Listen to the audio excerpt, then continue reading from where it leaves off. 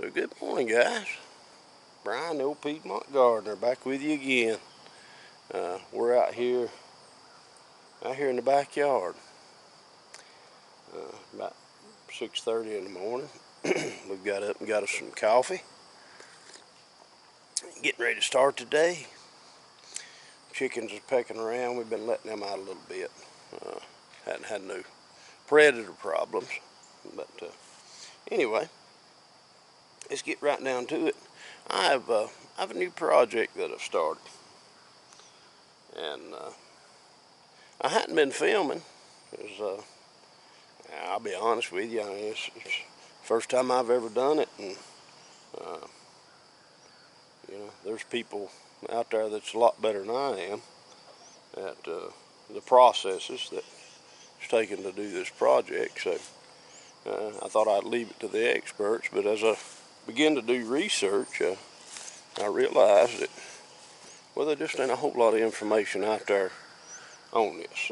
Danny down at Deep South, he does some good stuff, and I've seen a gentleman, I don't remember his name, I apologize for that, but it's Cellar. He does a project similar to this, much nicer, much better than what I can do. But at any rate, I thought I was going to chime in. So let's go down here and take a look and see what we got going on. We headed down toward the chicken house. I've got a nice slope to my property back here.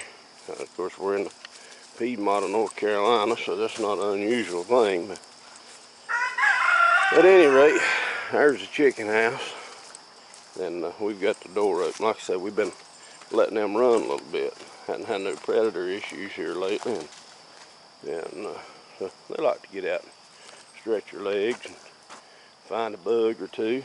So, but anyway, so here it is. A couple years ago, when I first got my tractor, I started working on this project. I had it in my mind that I wanted to build me a root cellar, since I had something to dig with. And so I got the tractor, and I've excavated back into this bank. And y'all see that it's a bit of a mess right now, but we'll do some cleanup here at some point. But anyway, I've excavated into this bank, and then I had some distraction, and so my hole back in the ground here has set for about 2 years. Well, a few months ago, I decided I was going to get with it. So I come in here and I dug down a couple feet and formed up a footing. And of course, we put some steel in it and all that good stuff that you've got to do. Like I said, I'm going to defer. I'm not a mason, so there's people online that'll show you how to do these footings. That's not something that I can elaborate on. So I'd advise you to look at YouTube, check it out, Google it, whatever you got to do. But you do your footings and you put your concrete in there, and of course you got your rebar in there. So that's what we've done. Might help me with that. And I fabricated up. I'm down here in the woods. Let me get you flipped around. So I'm down here in the woods, and I can't get a concrete truck down here. So I've got the septic tank up there and stuff. We can't back it in. I'd probably have to have 100 foot of pump. So what I did, I just fabricated, me and Matt, we fabricated up this little cement mixer, and I'll show it to you. Here, hold on just a second. Let me set my coffee down. So let's take a look at this cement mixer. We found a 01 horsepower motor and put a belt on it, and I ordered that right there off of eBay. That's a gearbox, 20-to-1, and mounted it to this drum, and that's how I mix my mortar, my cement, whatever. Just put it in a tractor bucket and chain it to it, you know, so it'll stay stationary. And so that way I can get down here and mix my own stuff. And it's not cheaper and it's not easier, but because of accessibility, that's where we're at. Let's get in here and look around just a minute. So see, I made my footing all the way around, right? You can see dirt bank back there. I made my footing all the way around. And then I've started on this block work. And this thing ain't gonna be too awful high. Right now, I don't know how many courses that is right off, first 4. You got with 9 courses, so we're gonna be 10 courses high. That'll be 80 inches, but as you notice, the floor drops down off the foot, and I'm gonna keep gravel in here. I'm gonna put a little top dressing on this, pretty it up a little bit. So we're gaining probably 4 or 5 inches there. So that'll be enough headroom to where I won't hit my head. And so we're gonna go up with a bond course. I'm almost done. Back here in the back, I've got 3 more blocks to lay. I've run out of material. And like I told y'all, my block work here is, well, it's any of you guys that do block work probably laughing at me, but it's there and it's stuck. And it took me a little while to figure out consistencies and stuff of that nature. So it's sort of a guerrilla block work. I hope it's strong and ugly, and so it'll work. Now what I'm going to do, as you can see, I've got rebar stuck up right here at this doorway. There's rebar that's stuck up from the footing. I stuck it up every 4 foot, probably closer than that, about every 3 cells. I put a piece of rebar sticking up, and then it sticks up about 3 foot in a block. And then I'll take a long piece of rebar and go down and marry with that one and fill the cell with concrete. And that way it'll resist any pressure from the outside area of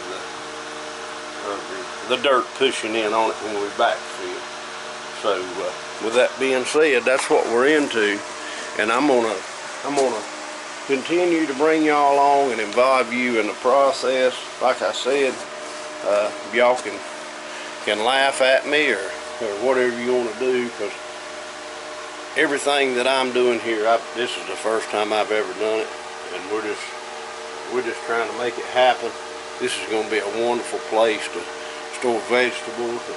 I could even store canned goods.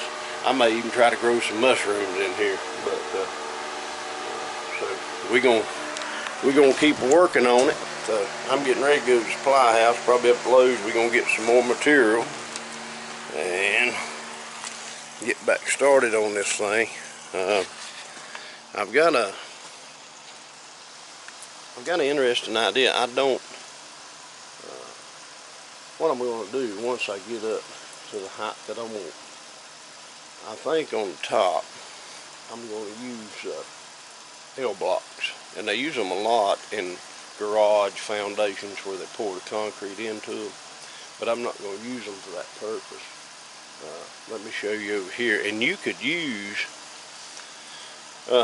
as a substitute. What I'm going to try to do, you could use they make metal decking that's corrugated, that's designed just for pouring concrete on elevated slab, I think is what they call it. So we're going to do an elevated slab over this. But what I'm going to do, I ended up years ago, there was a demolition on a building that had large freezer panels, and I've collected some of them, and they've sat around here so long that they've grown grass on them and everything else, but they're still on both sides. So what I'm thinking I'm going to do, let me show you what I got here. What I'm thinking I'm going to do, I'm going to take some of these panels, and it ain't going to take but a few. You can see I beat them up around, but I'm going to cut them and trim them, and they're filled with foam here. And they're fairly rigid, more rigid than a piece of plywood. So what I'm going to do when I get up there and I put them L blocks in, I'm going to take those panels and I'm going to cut the fit down in the L part of it, and you'll see it later on. I'm going to show you exactly how it's going to go, and then I'm going to bring my rebar across top, then I'm going to form it up seal everything off, pour it flat on top, 6, maybe 8 inches of concrete, depending on what I feel like is going to be, and we'll have the rebar and all that stuff. And then I'll have the added benefit of having this this R30 insulation on top underneath the concrete decking. And of course we'll backfill, and shoot, I might even do the concrete deck. You see my grill up there, my grilling area that needs some substantial work, but I might be able to make me a little platform up there, a little patio or something, maybe put some rails around the front or something, but try to incorporate it into the daily lifestyle, and have the root cellar that I've always wanted. Our root cellar just well, it's a root hole. I just dug out in the bank out yonder, and so we're gonna have a real root cellar. But y'all stay with me. I hope I'm giving you some ideas, because you're just gonna have to look and watch different videos. Like I said, I keep repeating this, but I just want to let you know that I'm a novice, so I'm just giving you an idea of what you can do. Just if you set your mind to it, you can get it done. So, like I said, I'll try to keep you posted and updated. We'll progress through it. We'll fabricate a door. A lot of big ideas, so hopefully it all works out. But y'all stay with us. I'm glad you was with us this time. I enjoyed having you out here this morning, and taking this little walk with me and seeing what kind of projects we were working on. So until next time, this is Brian, the old Piedmont gardener. Y'all have a good day.